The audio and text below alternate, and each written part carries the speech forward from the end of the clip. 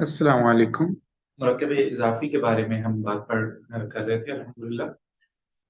सबसे पहले उसका हमने तरीका पढ़ा मुजाफिले का। उसके बाद एक और किस्म मरकब इजाफी की, उसको पेचीदा मरकब इजाफी कहते हैं।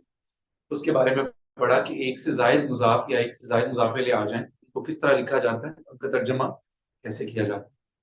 उसके बाद ज़मीरों का इस्तेमाल हमने सीखा कि जब हम ज़मायर को मुजाफिले में लेके आते हैं तो उसको किस तरीके से इस्तेमाल किया जाता है। और फिर सबसे आखिर में हमने ऐसे अल्फाज के बारे में पढ़ा था जिनकी इस्तेमाल जो है एराब वो जरा हटके होता है बाकी किस्मों से।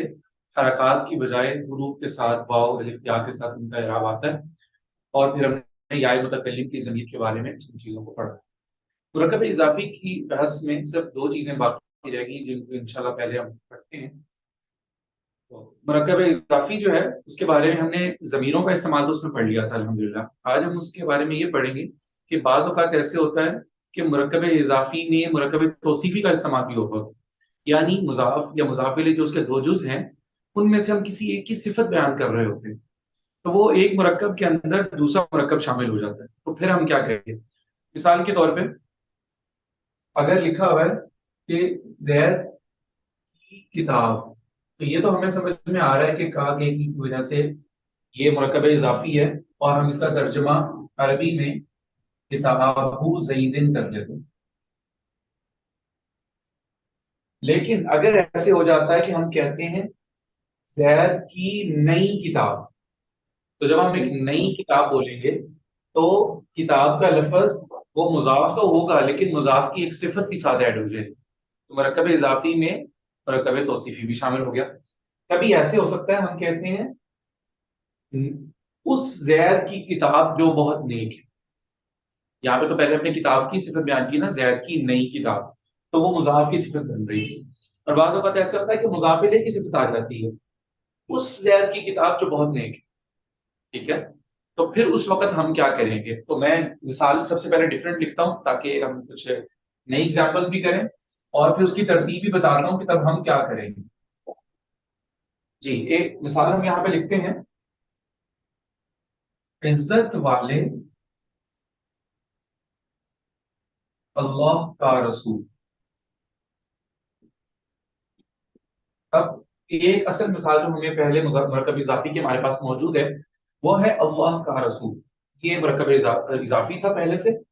अब हमने जो पहला लफ्ज यहाँ पे आ रहा है अल्लाह का रसूल, उर्दू जुमले में ये पहले आ रहा है लेकिन ये असल में मुजाफ इलैह बन रहा है। पहले हमें ये डिसाइड करना है कि लफ्ज अल्लाह क्या बन रहा है, मुजाफ इलैह। इसका मतलब ये हुआ कि जो सिफत है वो मुजाफ इलैह की आ रही है। और ये रूल रख लीजिए याद कि वो एक तो हम पहले डिसाइड करेंगे कि ये सिफत किस जुमले की बन रही है, किस लफ्ज की बन रही है, मुजाफ की या मुजाफ। ये डिसाइड करने के बाद हम लिखेंगे, चाहे मुजाफ की सिफत बने चाहे मुजाफ इलैह की सिफत बने, लिखते वक्त हम उस सिफत को सबसे आखिर में लिखेंगे, दरमियान में नहीं लिखेंगे। यानी अब हम तर्जमा करते हैं, रसूल पहले आ जाएगा, लफ्ज अल्लाह यहाँ पे शुरू में है तो यहाँ बाद में आ जाएगा। चाहे रसूल की सिफत बने चाहे लफ्ज अल्लाह की सिफत बने, लिखेंगे हम उसको आखिर में। लेकिन लिखते वक्त इस चीज का ख्याल करना है कि हमें अगर मुजाफ की सिफत है तो उस सिफत के अंदर एराब और उसके मुज़क्कर मुअन्नस होना या उसकी गिनती, उसका आदद जो है वो सब कुछ हमें मुजाफ के मुताबिक लेके आना पड़ेगा। अगर हम उसको सिफत मुजाफ इलैह की बना रहे हैं तो फिर हमें एराब के अंदर और मुज़क्कर मुअन्नस के अंदर बाकी चीजों में मुजाफ इलैह की तरह लेके आना पड़ेगा। इसलिए इस मिसाल में हमें इज्जत वाला होना लफ्ज अल्लाह की सिफत नजर आ रही है। तो लफ्ज अल्लाह पे एराब है जेर वाला, और ये है भी मारिफा और है भी मुजक्कर और वाहिद। इसीलिए जो इज्जत वाला होना ये जो सिफत है ये भी हम हर तरह से मुजाफिले के मुताबिक लेके आएंगे ताकि हमें पता चले कि ये सिफत वाकई मुजाफिले की बन रही है। जैसे इज्जत वाले के लिए अरबी में लफ्ज आता है करीम। पहले मैं सिर्फ एक सिंपल लफ्ज लिखता हूँ करीम। अब लफ्ज अल्लाह के मुताबिक करने के लिए सबसे पहले हम इसके शुरू में अलिफ लाम लगाएंगे, जेर है तो यहाँ पे भी जेर लगाएंगे, और चूंकि मुजक्कर लफ्ज है तो अल करीम ही मुजक्कर लफ्ज आएगा, रसूलुल्लाहिल करीम। तो तर्जुमा क्या बन जाएगा? इज्जत वाले अल्लाह का रसूल। اب ہمیں ساری بات سے سمجھ میں کیا آیا کہ مرکب توصیفی یعنی مضاف یا مضاف الیہ کی اگر کوئی صفت آ جاتی ہے تو سب سے پہلی بات یہ ہے کہ ہم اس کو آخر میں لکھیں گے، درمیان میں نہیں لکھیں گے. پہلے سمپل مرکب اضافی کا ترجمہ کریں گے، اس کے بعد آخر میں اس صفت کو ایڈ کریں گے. دوسری چیز ہم نے یہ سمجھی کہ آخر میں صفت لکھنے کے بعد ہم یہ معلوم کریں گے کہ یہ صفت کس کی تھی. جس کی صفت بن رہی تھی اس کی تمام چیزیں اس کے مطابق کریں گے، معرفہ نکرہ ہونے میں بھی، جنس میں بھی، عدد میں بھی، اور اعراب میں. اب اسی جملے کو ہم عزت والا ہونا رسول کی صفت بنا کے دیکھتے ہیں کہ اللہ کا عزت والا رسول. کیا؟ اللہ کا عزت والا رسول. بالکل اسی طرح ہوگا کہ سب سے پہلے مرکب اضافی کو ہم لے کے آئیں گے، رسول، اس کے بعد لفظ اللہ، اور پھر آخر میں وہی لفظ آئے گا کریم. لیکن اب ہمیں کریم کا لفظ چونکہ رسول کی صفت بنانا ہے تو اب ہم اس کو معرفہ نہیں لے کے آئیں گے.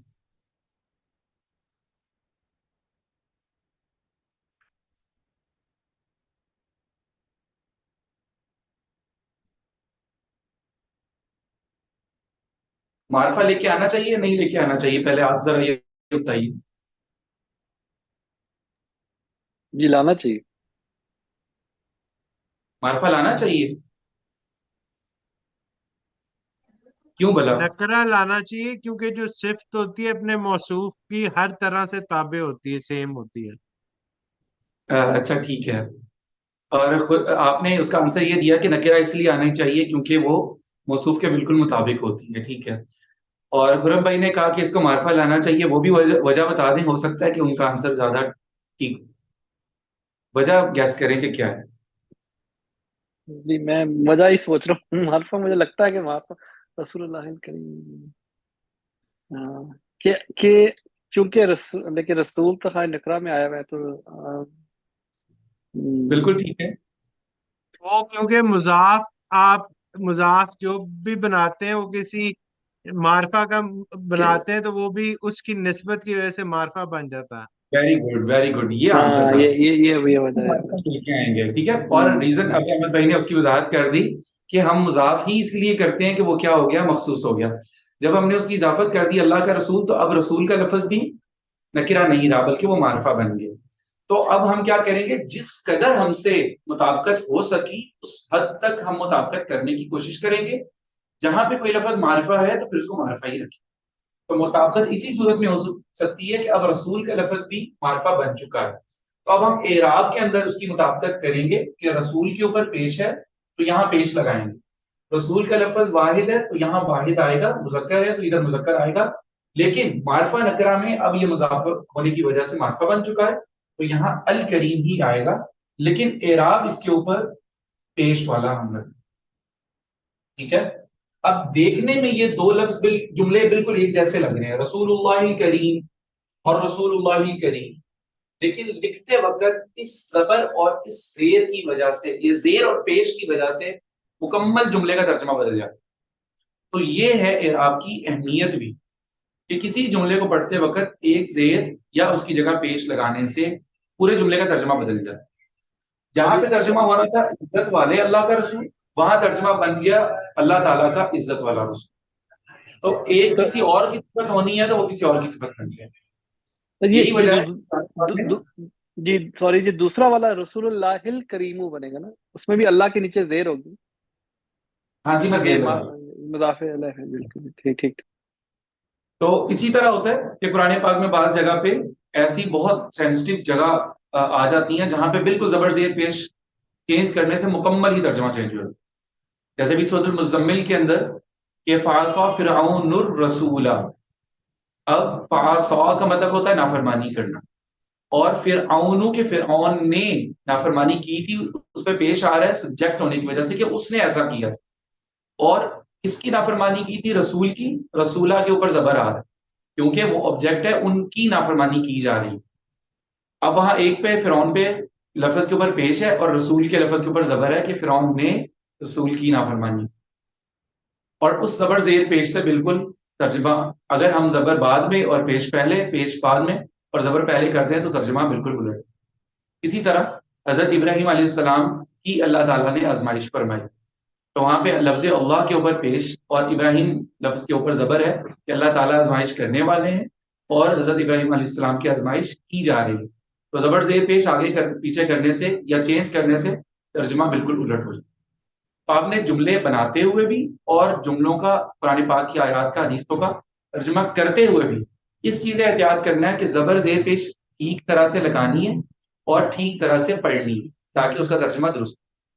ٹھیک ہے، اب یہ تو ہم نے الگ الگ پڑھ لیا، ایک جگہ پہ ہم نے مضاف کی صفت بنائی، ایک جگہ پہ ہم نے مضاف الیہ کی صفت بنائی۔ اب ہم ایک ایسا جملہ بناتے ہیں جس کے اندر مضاف کی بھی صفت ہوگی اور مضاف الیہ دونوں کی صفت ہوگی، تو ہم اس کو کیسے لکھیں؟ عزت والے اللہ کے عزت والے رسول، ٹھیک ہے، دونوں میں ہم یہ لفظ ایڈ کر دیتے ہیں۔ تب لکھتے وقت پھر بھی ایسا ہی ہوگا کہ سب سے پہلے ہم مرکب اضافی لکھیں گے، بعد میں دو صفات لگائیں گے اور ان دونوں صفات میں سے پہلے کا اعراب مضاف الیہ والا ہوگا، دوسرے کا اعراب مضاف والا ہوگا۔ یعنی اگر ہمیں جملہ بنانا ہو کہ عزت والے اللہ کا عزت والا رسول، تو پھر جملہ کیسے بنے گا؟ سب سے پہلے رسول اللہ پہلے، تو یہ مکمل مرکب اضافی ہوگی۔ اب اس کے بعد ہم دو مرتبہ لکھیں گے، پہلے الکریم پھر الکریم، لیکن رسول اللہ الکریم الکریم، کیونکہ یہ مرکب اضافی میں مضاف الیہ کے بالکل ساتھ ہے، تو دونوں صفات میں سے پہلے ہم مضاف الیہ کی صفت لے کے آئیں گے، اینڈ پہ جا کے مضاف کی صفت لکھیں گے، پھر اس کے لکھنے کی ترتیب اس طرح ہو جائے گی اگر دونوں کی صفات آ رہی ہیں۔ ٹھیک ہے، تو یہ مرکب توصیفی کا مرکب اضافی کے اندر استعمال۔ قرآن پاک میں اس کی مثالیں ہیں کافی ساری، میں ایک دو اس میں سے بھی بیان کر دیتا ہوں۔ جیسے سورۃ الہمازہ کے اندر آتا ہے کہ اب ہم یہاں پہ تو پہلے اردو جملہ تھا اور اس سے عربی بنا رہے تھے، اب قرآن پاک کی آیت اور پھر ہم اس سے اردو ترجمہ بنائیں۔ آیت آتی ہے نار اللہ، آخر میں ہے الموقدہ، بس یہ اگر آیت ہمارے سامنے لکھی ہوئی ہے نار اللہ الموقدتی، آپ بتائیں کہ الموقدتی دونوں میں سے کس کی صفت بن رہی ہے؟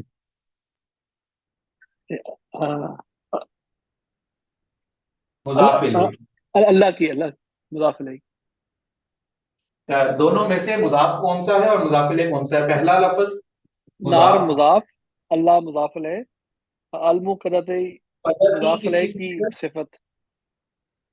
اگر یہ ہے تو پھر یہ مضاف الیہ کی صفت ہے، لیکن قرآن پاک میں الموقدۃ ہے، یعنی وہاں پہ آگ کی صفت بنائی گئی ہے، ترجمہ پھر اس طرح کیا جائے گا اللہ کی آگ، پہلے تو یہ ہے، لیکن الموقدۃ یہ نار کی صفت بن رہی ہے، اور الموقدۃ کا مطلب الموقدۃ مؤنث اسی لیے آیا کہ نار کا جو لفظ ہے یہ عربی زبان میں مؤنث استعمال ہو، کچھ لفظ ایسے ہم نے پڑھا تھا کہ جو بغیر علامت کے مؤنث، اگرچہ نار کے اندر کوئی علامت نہیں ہے مؤنث کی، تاخیر میں نہیں لگی ہوئی یا کوئی اور، لیکن ایسے الفاظ میں شامل ہے جن کو عرب مؤنث استعمال کرتے۔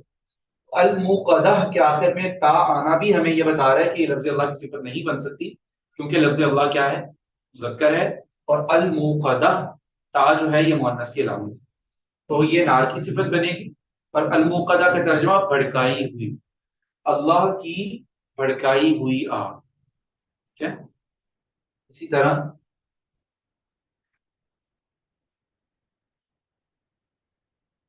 ایک اور جملہ قلوب المؤمنین،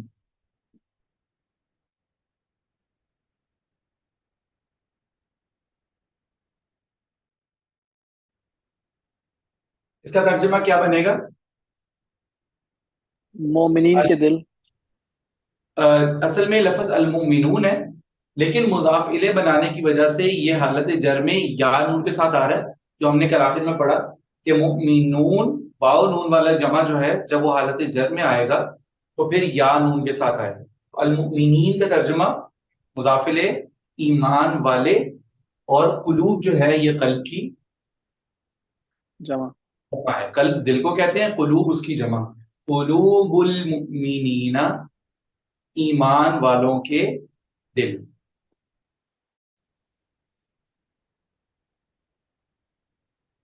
اب اگر ہم مضاف کی قلب کی صفت لے کے آنا چاہتے ہیں کہ ایمان والوں کے پاکیزہ دل، تو قلوب کی اب جو صفت ہے وہ ہم اس کے آخر میں ایڈ کرتے ہیں. طاہر پاک کو بولتے ہیں، اور مطہر بھی جس کو پاک کیا گیا ہو پاکیزہ کے لیے المطہر کا لفظ استعمال ہوتا ہے.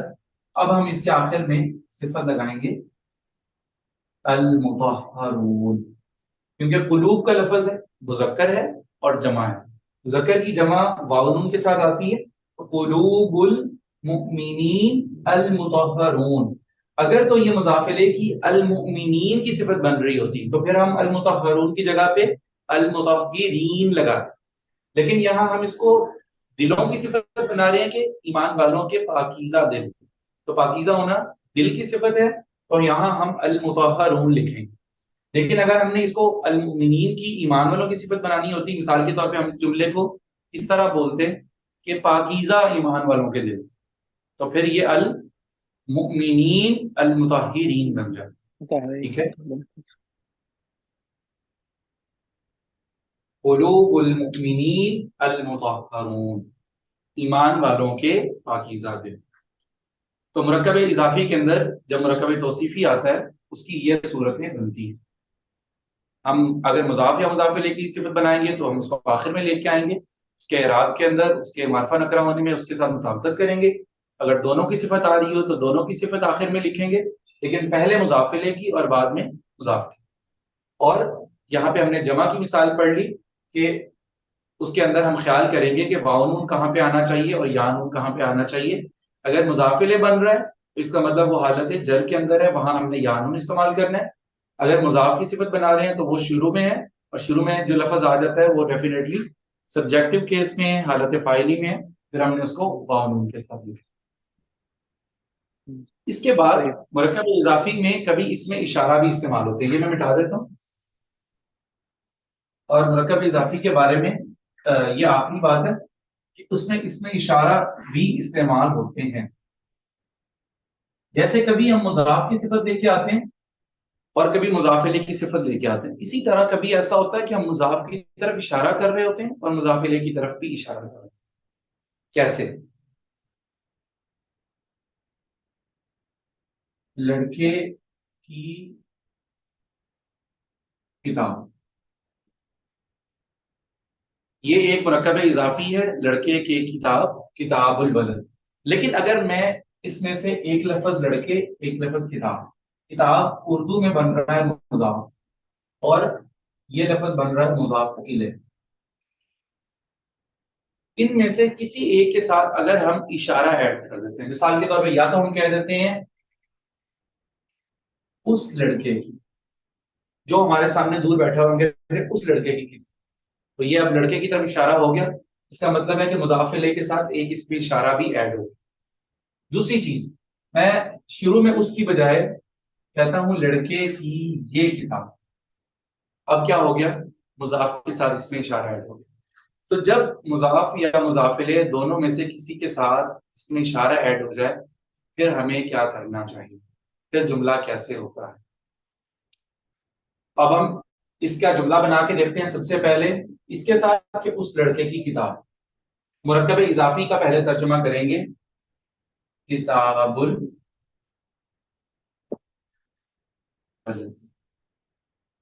لڑکے کی کتاب.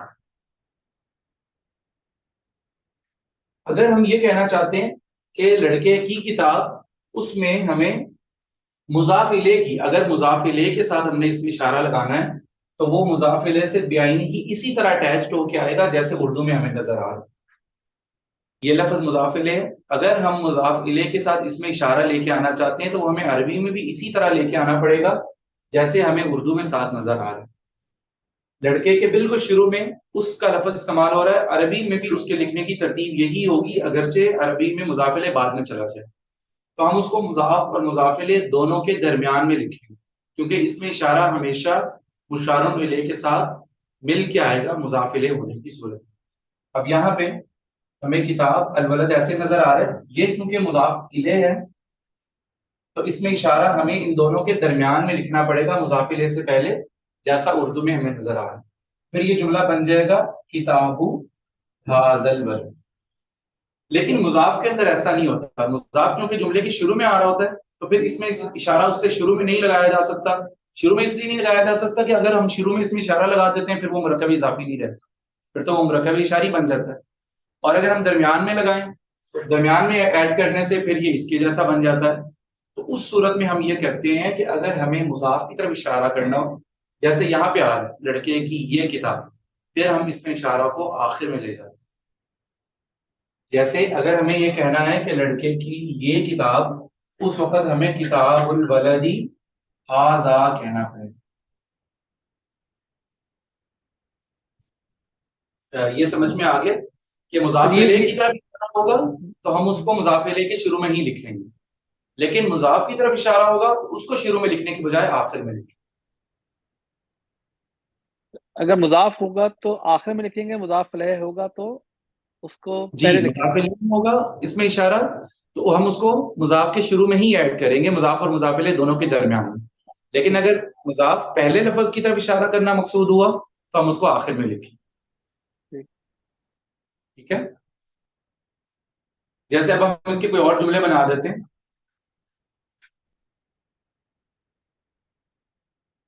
کوئی جملہ بتائیے.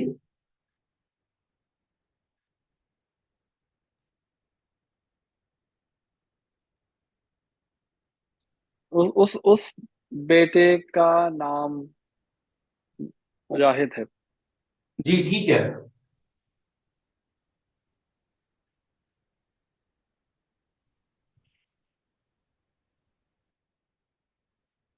جی یہ ہمارے پاس ایک مرکب اضافی موجود ہے بیٹے کا نام، اور اس کے شروع میں اس میں اشارہ بھی آ.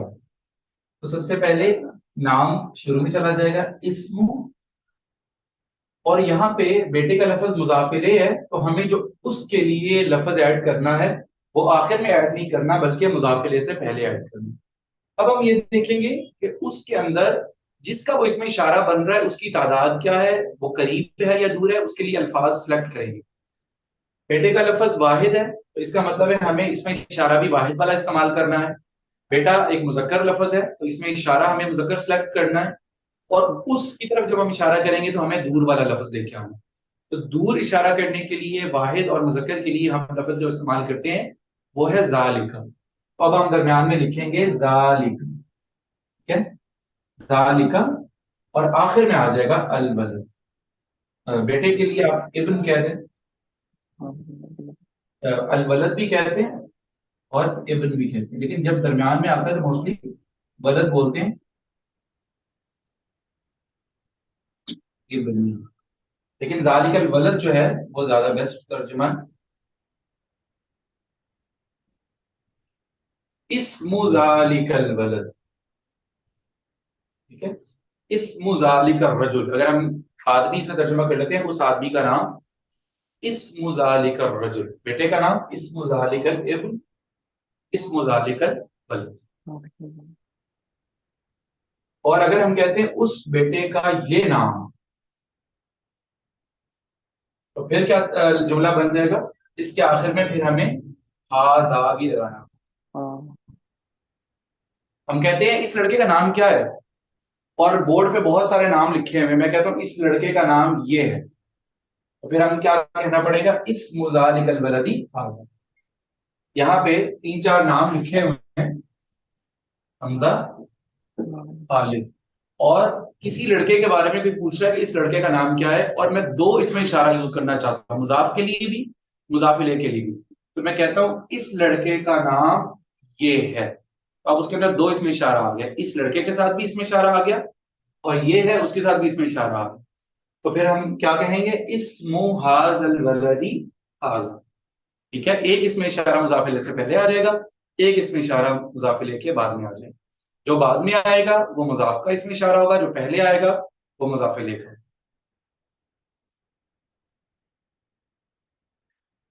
ٹھیک ہے. میں اس کی 5-6 مثالیں جو ہیں وہ الگ سے لکھ کے سالو کر کے گروپ میں بھی بھیج دیتا ہوں، آپ ان کو بھی دیکھ لیجئے گا. اور اب ہم اگلی بات سٹارٹ کرتے ہیں. یہاں پہ مرکب ناقص جو تھا یعنی آدھا ادھورا جملہ جس سے کوئی بات ہماری سمجھ میں نہیں آتی اس کی اقسام الحمدہ مکمل ہو گئی. مرکب توصیفی جس کے دو جز تھے موصوف اور صفت، ایک لفظ دوسرے کی صفت بیان کرتے.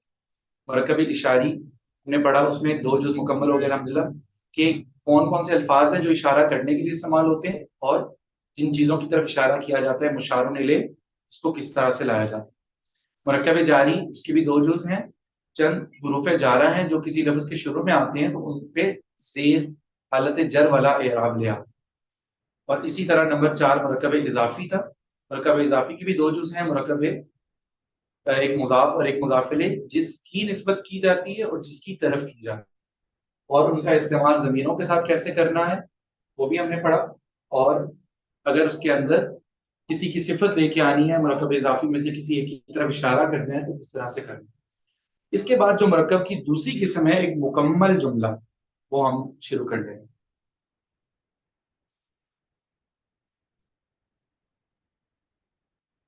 اس کے لیے لفظ یاد ہے آپ کو کیا کہتے ہیں مکمل جملے کو عربی؟ کلمہ.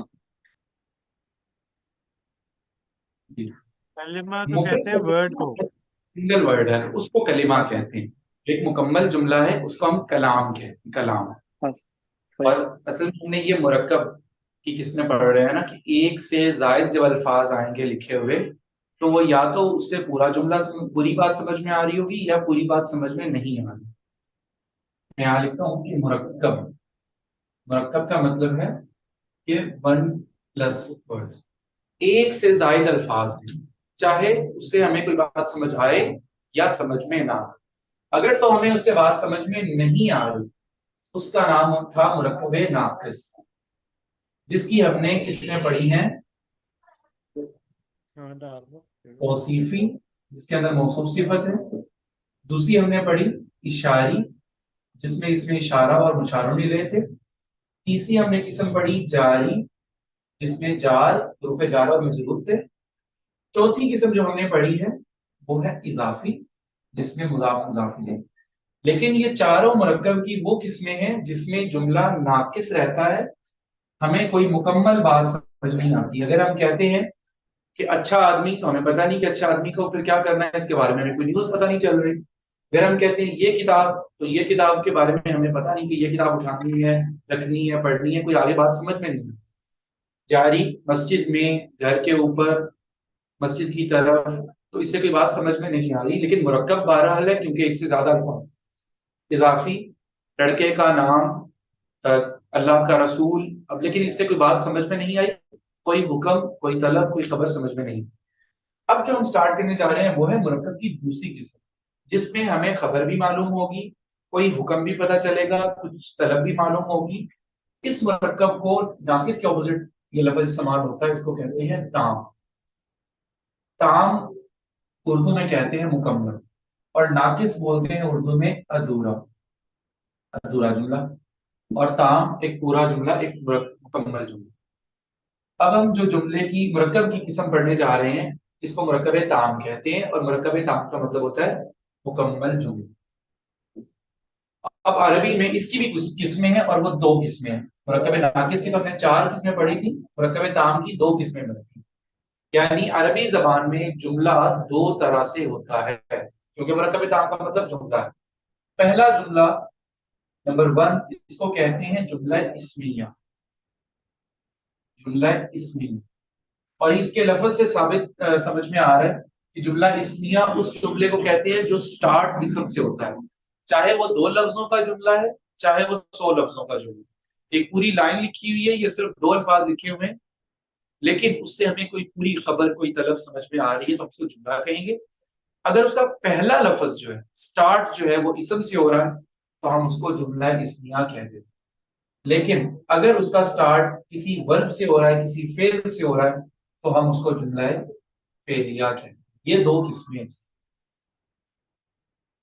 تو سب سے پہلے ہم جتنی چیزیں پڑھیں گے وہ جملہ اسمیہ کے بارے میں انشاءاللہ پڑھیں گے. آج سے ہمارا جو شروع ہو رہا ہے عربی کا یہ مکمل جملے کے بارے میں ہم پڑھیں گے. جملہ کیسے ہوتا ہے اور اس کو کیسے بنایا جاتا ہے، کیسے عربی میں بات چیت کی جاتی ہے، ترجمہ کیا جاتا ہے. لیکن فعل کے بارے میں نہیں پڑھیں گے کیونکہ فعل کے بارے میں بھی ہم نے कुछ चीजें सीखी नहीं है, वो इंशाल्लाह आगे जाकर सीखेंगे। जितनी हम पहले चीजें पढ़ेंगे वो जुमला इस्मिया के बारे में। याद रखें जुमला इस्मिया में भी क्योंकि एक से ज्यादा अल्फाज होते हैं तो कम से कम इसका मतलब है 2 होते हैं। तो यहाँ पे हम लिख लेते हैं जुमला इस्मिया के 2 जुज। उसमें से पहला जो होता है वो भी इसम, दूसरे के लिए ऑप्शन होता है कि वो इसम भी हो सकता है, फेल भी हो सकता है, हर्फ भी, कुछ भी हो सकता है, लेकिन पहला क्या होना चाहिए, लाजमी तौर से इसम होना चाहिए। पहले जुज को, यहाँ 2 जुज हैं, पहले जुज को जो इसम है उसको कहते हैं अरबी में मुब्तदा, क्योंकि उससे जुमले की इब्तिदा हो रही है। दूसरी जो होती है उसको हम बोलते हैं खबर, दूसरा हिस्से को, चाहे वो एक लफ्ज हो चाहे एक से ज्यादा हो, हम उसको खबर कहेंगे। लेकिन जिस लफ्ज से जुमले की इब्तिदा हो रही है उसे हम कहेंगे मुब्तदा। इसका मतलब ये होता है मुब्तदा और खबर का कि जुमले में 2 चीजें होती हैं, एक जिसके बारे में हम बात कर रहे हैं और दूसरी जो बात कर रहे हैं। तो जिसके बारे में बात हो रही है उसे कहेंगे मुब्तदा, और जो बात या जो खबर या जो तलब है उसे हम कहेंगे खबर। जैसे 2 लफ्ज हैं कि जैद आलिम है, तो जैद के बारे में बात की जा रही है तो वो शुरू में आएगा और उसको मुब्तदा कहेंगे, और उसके बारे में न्यूज क्या दी जा रही है कि वो आलिम है, उसको हम बाद में जिक्र करेंगे और वो खबर कहलाएगी।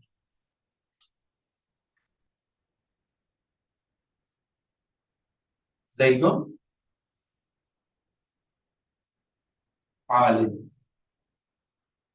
अब ये एक 2 लफ्ज यहाँ पे मौजूद हैं, लेकिन एक मुकम्मल बात समझ में आ रही है। हमें कैसे पता चलेगा कि ये एक मुकम्मल जुमला है? हम सबसे पहले इन दोनों लफ्जों में ये देखेंगे कि जो अब तक हम मुरक्कब नाकिस पढ़ चुके हैं उनकी तो कोई चीज इसके अंदर नहीं आ रही। ये दोनों लफ्ज हमें ऐसे नजर आ रहे हैं कि इनमें से पहले के ऊपर पेश या दूसरे के आखिर में जेर नजर आए, ऐसा नहीं नजर आ। तो इसका मतलब है ये मुरक्कब इजाफी नहीं है।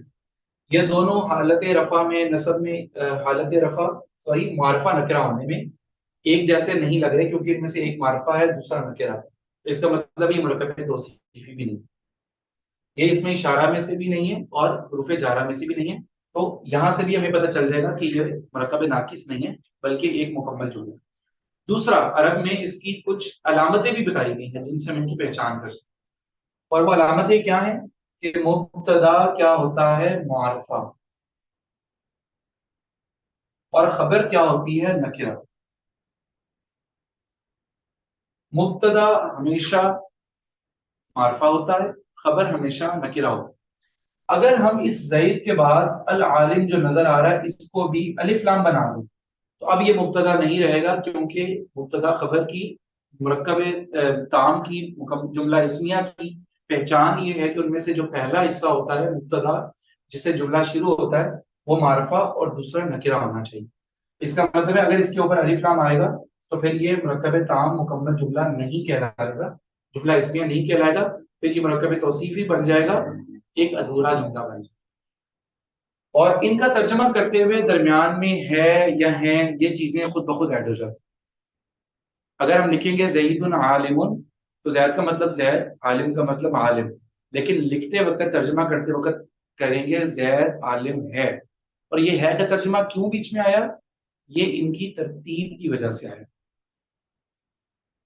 समझ में आ गया कि तरतीब जब एक दी जाएगी जुमले की तो उसमें है या है का तर्जमा खुद ब खुद ऐड हो जाएगा।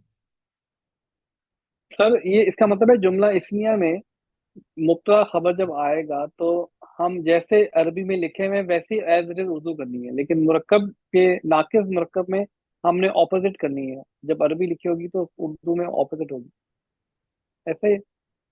वो मुरक्कब नाकिस के अंदर होगा। जी, लेकिन जुमला इस्मिया में जो जैदुन आलिमुन है तो हमने जैद तो जैद ही पढ़ना है, जी मतलब जी, बिल्कुल उर्दू करते बिल्कुल। हुए। वो मुरक्कब नाकिस के अंदर मुरक्कब तौसीफी इजाफी वगैरह का तर्जुमा करते हुए होगा, जुमले का तर्जुमा करते हुए नहीं होगा।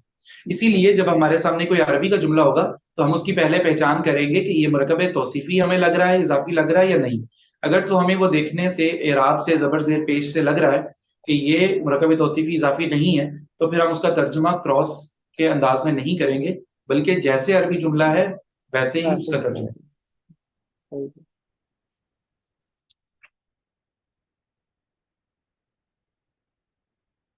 اچھا ہم نے پڑھا تھا کہ جو بھی کوئی اسم ہوگا اس کی 4 حالتیں ہوں گی، اعرابی حالت، جنس کے اعتبار سے حالت، عدد کے اعتبار سے حالت، اور معرفہ وسط. نکرہ ہونے میں اس کی وسعت کے حساب سے. تو میں مبتدا اور خبر کے بارے میں بھی بتا دیتا ہوں ان کی چاروں چیزیں. سب سے پہلی ہم اس کی حالت، مبتدا اور خبر دونوں جو جز ہیں جملہ اسمیہ کے، ان دونوں پارٹس کا جو حالت ہوتی ہے، جو اعراب ہوتا ہے، وہ حالت رفع والا ہوتا ہے. یعنی جب بھی مبتدا یا خبر آئیں گے ان کی جو اصل حالت ہے اعراب والی وہ رفع والی ہے، پیش والی، اس کے دونوں جز کے اوپر پیش آئے. جیسے ہم نے پڑھا تھا مضاف الیہ پہ زیر آتی ہے، تو مبتدا اور خبر دونوں کے بارے میں یاد رکھنا چاہیے کہ ان کی اعرابی حالت جو ہے وہ حالت رفع ہے، دونوں کے اوپر لکھتے وقت پیش آئے. نمبر 2، جنس کے اندر آپس میں مطابقت پائی جائے گی کہ اگر مبتدا مذکر ہے تو خبر مذکر لائی جائے گی، مبتدا مؤنث ہے تو خبر بھی مؤنث لے کے آئی جائے گی. نمبر 3، عدد کے اعتبار سے اگر مبتدا واحد ہے تو اس کی خبر بھی واحد، مبتدا تثنیہ ہے تو اس کی خبر بھی تثنیہ. جیسے میں یہاں پہ زید کی جگہ پہ الولدان میں لکھتا ہوں کہ دونوں لڑکے نیک ہیں. یہ ایک جملہ ہے کہ دونوں لڑکے نیک ہیں. یہ دونوں لڑکے یہ ہمارے پاس مبتدا بن رہا ہے، اس لیے کہ یہ ہیں جو ہے، یہ ہیں ہمیں بتا رہا ہے کہ یہ جملہ مکمل ہے، ہمیں اسے مبتدا خبر بنانا چاہیے. تو دونوں لڑکے یہ مبتدا بن رہے ہیں، ہم اس کو معرفہ بنائیں گے الولدان. الولدان. اب جو نیک ہونا ہے یہ ہمیں خبر لے کے آنی ہے، تو خبر ہم نکیرہ لے کے آئیں گے کیونکہ وسعت کے اعتبار سے مبتدا معرفہ ہوتا ہے، خبر نکیرہ ہوتا ہے. لیکن جنس کے اندر اور عدد کے اندر ہمیں مطابقت رکھنی پڑے گی.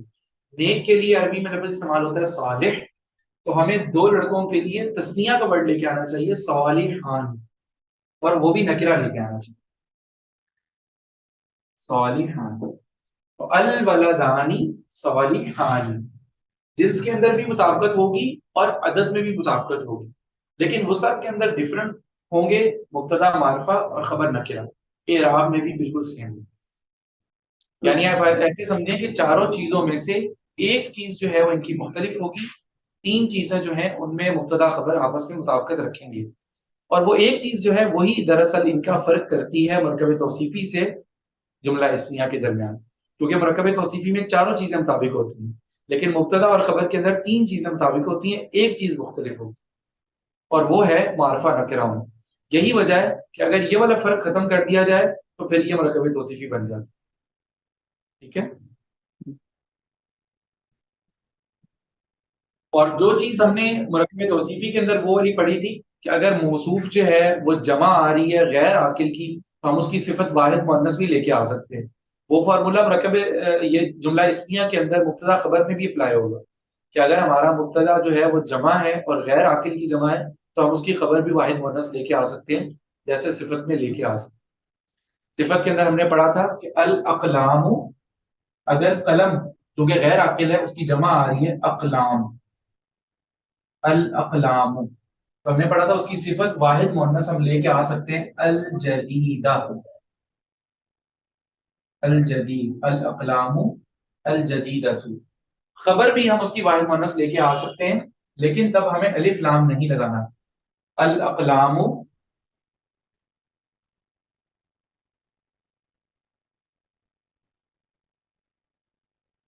جدید، لیکن الف لام کا فرق آ جائے گا کہ یہاں پہ مبتدا معرفہ ہے اور خبر نکرہ ہے.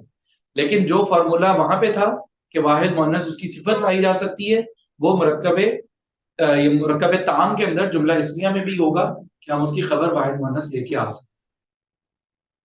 تو ایک بات پوچھی تھی کہ ان دونوں لڑکوں میں ہم نے الولدان اس لیے لگایا کیونکہ مبتدا ہے، دونوں لڑکے مبتدا ہیں اور مبتدا ہمیشہ معرفہ ہوگا، اس وجہ سے ہم نے اس کو الولدان کہا نا. ہاں جی بالکل. بالکل. تو اس کا یہ رول ہے کہ اگر ہم تو کبھی بھی ہم مبتدا کبھی بھی نکرہ نہیں ہو سکتا. ہاں جی بالکل، مبتدا نکرہ نہیں، کیونکہ اگر مبتدا نکرہ ہو جائے گا تو خبر تو آلریڈی نکرہ ہوتی ہے، پھر تو وہ مرکب توصیفی بن جائیں گے. مقصد وہی بنا، بالکل صحیح. تو جملہ اور اسمیہ کے لیے ضروری ہے کہ مبتدا خبر ہو، معرفہ ہو. ٹھیک. ہاں جی بالکل، اور وہ معرفہ اس لیے بھی ہو جاتا ہے کہ ہم اس کے بارے میں ہی تو نیوز دینا چاہ رہے ہیں. جب ہم کسی چیز کے بارے میں خبر دینا چاہ رہے ہیں تو وہ ڈیفینیٹلی کوئی خاص اہم ہوگا. چیز، ہاں ہاں امپورٹنٹ. ٹھیک. جی، جیسے قرآن پاک میں آتا ہے اللہ واللہ سمیع علیم. اب یہ لفظ آیتوں کے آخر میں اکثر ہم دیکھتے ہیں واللہ سمیع علیم.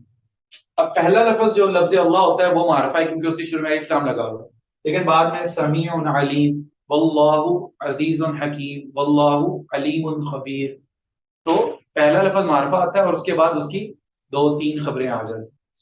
خبر زیادہ ایک سے زیادہ بھی ہو سکتی ہے، جیسے دیکھیں سمیع علیم، باگے لطیف خبیر آپ لگاتے جائیں، لیکن اس میں بس وہ فرق رہنا چاہیے کہ پہلا لفظ مبتدا جو ہے وہ معرفہ ہو اور بعد میں آنے والے سارے نکرہ ہوں. بالکل صحیح.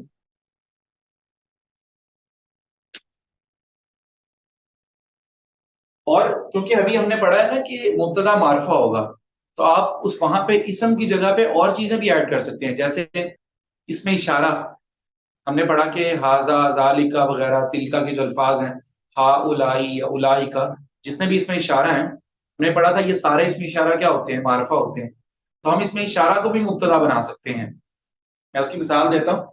جیسے پہلے تو ہم نے ادھورا مرکب اشاری پڑھا تھا نا، یہ کتاب، لیکن اگر ہم یہ کہنا چاہتے ہیں یہ کتاب ہے، ایک مکمل جملہ بولنا چاہتے ہیں، تو ہم کیا کریں؟ تب ہم ہاذا کو بنا دیں گے مبتدا، لیکن مرکب اشاری کے اندر اشاروں الیہ جو ہوتا تھا وہ معرفہ ہوتا تھا، ہم اس کے شروع میں الف لام لگاتے تھے. اگر ہم کہتے تھے ہاذل کتاب تو وہ ایک مرکب اشاری بن جاتا تھا، یہ کتاب. لیکن اس کو ہم مکمل جملہ بنانا چاہتے ہیں تو ہمیں وہاں پہ کتاب کو نکرہ لے آنا ہے، الف لام کو ہٹا دینا ہے. تو اگر ہم کہیں گے ہاذا کتاب، اب یہ کیا بن گیا؟ یہ کتاب ہے. ہاں ہاں. ٹھیک ہے، کیونکہ یہاں پہ مبتدا معرفہ. اسی طرح مرکب جو ہے جملہ اسمیہ کے اندر ہم ہاذا اس میں اشارہ کی جگہ پہ ضمیریں بھی استعمال کر سکتے ہیں، کیونکہ ضمیریں جتنی ہوتی ہیں وہ ساری بھی معرفہ ہوتی ہیں. ہم کہنا چاہتے ہیں وہ نیک ہے، ہم ہوا صالح کہہ سکتے ہیں، وہ ایک کامیاب شخص ہے، ہوا مفلح، وہ نیک ہے، ہوا صالح. اور ضمیریں ہم کہتے ہیں کہ آپ طالب علم ہیں، انتم طلاب، ہم سب مسلمان ہیں، نحن مسلمون. لیکن بعد والے لفظ کو بس نکرہ لے کے آئیں گے اور شروع میں ہم ضمیر مبتدا کی جگہ پہ ایڈ کر سکتے ہیں. سب سے زیادہ جو مبتدا خبر جملہ اسمیہ کو استعمال کیا جاتا ہے وہ ضمیروں کے ساتھ ہوتا ہے. قرآن پاک میں بہت زیادہ ایگزامپلز ہیں وہ ضمیروں کے ساتھ، جیسے نحن مسلمون، هم القاصرون، اسی طرح هم المفلحون، ان اللہ لطیف خبیر. ایسی مثالیں آیتوں کے آخر میں مل جاتی ہیں یا ضمیروں کے ساتھ ہم دیکھیں گے اکثر جگہ پہ ضمیر کو کیا بنایا ہوتا ہے؟ مبتدا، اور اس کے بعد لفظ نکرہ لا کے اس کی خبر بنائی گی. سر جیسے ہم اگر کہیں گے لوگ کامیاب ہیں تو ہم کہیں گے هم المفلحون. هم المفلحون میں تو وہ آ جائے گا ہم مفلحون، وہاں پہ نکرہ لفظ ہے. سر ایک کوشچن تھا کہ اگر ایک جملہ جس طرح حاذل قرآن الکریم، اگر دو ہوں وہ ایک مرکب توصیفی آ رہا ہے حاذا کے ساتھ، تو یہ جملہ اسمیہ نہیں ہو سکتا نا، کیونکہ دونوں حاذل قرآن الکریم ہے کہ یہ قرآن کریم، یہ قرآن کریم، جملہ ہاں نہیں جی بنے گا. بالکل، ایسا سوال کیے کہ مبتدا اور خبر جو ہیں دو الگ الگ جز ہیں. دیکھیے جملے کے، جملہ اسمیہ کے دو الگ الگ جز ہیں، خبر بھی مبتدا بھی. مبتدا جو ہے یہ ایک مرکب توصیفی پورا بھی مبتدا بن سکتا ہے. مبتدا کے لیے تو بس اتنی سی شرط ہے کہ وہ اسم ہونا چاہیے، اگر وہ اسم ہے تو ہم اس کو مبتدا کہیں گے. وہ مرکب توصیفی پورا بھی کیا ہو سکتا ہے، کیونکہ مرکب توصیفی تو آلریڈی ادھورا جملہ ہے، تو دو ادھورے جملے بھی مل کے ایک پورا جملہ بن سکتا ہے. جیسے دو سادہ الفاظ مل کے ایک مکمل جملہ بنا سکتے ہیں، اسی طرح دو ادھورے جملے بھی آپس میں مل کے ایک پورا جملہ بنا سکتے ہیں. میں کہتا ہوں ھذا الرجل صالح، تب صالح آخر میں آگی خبر ہے، لیکن ھذا الرجل پورا مرکب اشاری ہے اور وہ پورا مل کے کیا بن رہا ہے؟ ایسا ہو سکتا ہے بالکل. ٹھیک ہے بالکل صحیح. اور جو دوسری خبر ہے، خبر بھی مرکب توصیفی پوری بن سکتی ہے. ٹھیک ہے، اس کی مثالیں بھی انشاءاللہ ہم اگلی کلاس میں بنائیں گے. مرکب جو ہے مبتدا کی مثال ہم نے پڑھ لی کہ اس کے اندر نیک آدمی موجود ہے. دیکھیں یہ بھی مبتدا کے اندر صفت بن جائے گی نیک آدمی. اب یہ مبتدا ہے لیکن وہ ایک پورا مرکب توصیفی ہے. موجود ہونا اس کے آخر میں خبر ہے، تو ہم کہیں گے الرجل الصالح صالح موجود. موجود. الرجل الصالح وہ- یعنی کہ وہ جو الصالح آئے گا یا خالی صالح آئے گا؟ ہاں جی جو آپ نے پوچھا آپ نے کہا نیک آدمی، تو الرجل الصالح آئے گا، وہ الصالح آئے گا نا. ہاں جی بالکل، جی جی بالکل. الرجل الصالح. اس صالح میں الصالح ہے لیکن کیونکہ ہم ملا کے پڑھتے ہیں نا تو پھر الف جی لام پڑھنے میں نہیں آتا. میں نے بتایا تھا ہاں کہ جو الف جی تعریف والا ہوتا ہے اگر اس سے پہلے کوئی اور لفظ ہم ایڈ کر دیتے ہیں تو پھر الف پڑھنے میں نہیں آتا نہیں اور آتا. لام بھی پڑھنے میں نہیں آتا حروف شمسی کی وجہ سے. اچھا لکھنے میں تو آئے گا الرجل الصالح لیکن پڑھتے ہوئے الرجل الصالح. ٹھیک ہے، ہم اس کو آرام سے ملا کے پڑھیں گے. اور اگر ہمیں خبر جو ہے خبر کو مرکب توصیفی بنانا ہو تو ہم اس کو کیسے بنا سکتے ہیں کہ میں کہنا چاہتا ہوں وہ ایک نیک آدمی ہے. تو جب ہم نے بولا وہ تو یہ تو ضمیر آ گئی ہوا، اور آگے جو اس کی خبر ہے نیک آدمی ہونا، تو ہم کہہ سکتے ہیں ہوا رجل صالح. صالح تو دونوں مرکب نکرا توصیفی ہوں. موصوف بھی نکرا صفت بھی نکرا کیونکہ وہ دونوں خبر بننے جا رہے ہیں. بالکل صحیح. تو یہ جو ہے جملے کی پہلی قسم کے بارے میں آج ہم نے پڑھا کہ جو مکمل جملہ ہوتا ہے عربی میں وہ دو طرح کا ہوتا ہے، یا تو جملہ فعلیہ یا جملہ اسمیہ. جملہ اسمیہ کے ہم نے دو حصے پڑھے، مبتدا اور خبر. جملہ اسمیہ وہ جو اسم سے شروع ہو رہا ہے اور اس میں سے پہلے کا نام مبتدا کیوں رکھتے ہیں کیونکہ وہاں سے جملے کی ابتدا ہوتی ہے. اور وہ اکیلا لفظ بھی ہو سکتا ہے، سنگل ورڈ بھی ہو سکتا ہے، لیکن ہونا معرفہ چاہیے اور خبر نکرہ ہونی چاہیے. اور وہ مرکب بھی ہو سکتا ہے لیکن مرکب ناقص، پورا مرکب تام نہیں بلکہ مرکب ناقص. جیسے دو لفظ کے ملنے سے ایک جملہ بن سکتا ہے، اسی طرح دو مرکب ناقص کے ملنے سے بھی ایک مکمل جملہ بن سکتا ہے.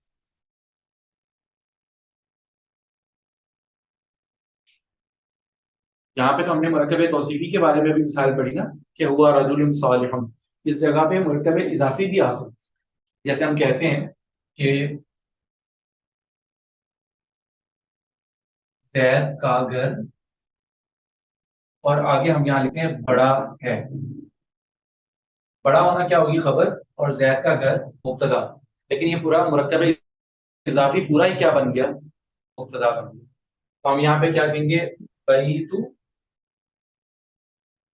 بیت زیدن. یہ جو بیتوں کے اوپر پیش آیا نا یہ مبتدا ہونے کی وجہ سے آیا، اور جو زیر آئی ہے یہ مضاف الیہ ہونے کی وجہ سے آئی. بیت زیدن بڑے ہونے کے لیے ہم آخر میں ایک لفظ لے کے آ جائیں گے کبیر. تو اب یہ پورا مرکب اضافی کیا بن گیا، مبتدا بن گیا. جیسے مرکب توصیفی مبتدا بن سکتا ہے ایسے مرکب اضافی بھی مبتدا.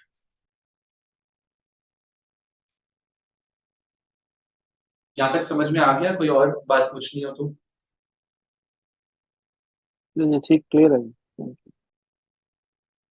جزاک اللہ خیر. جزاک اللہ.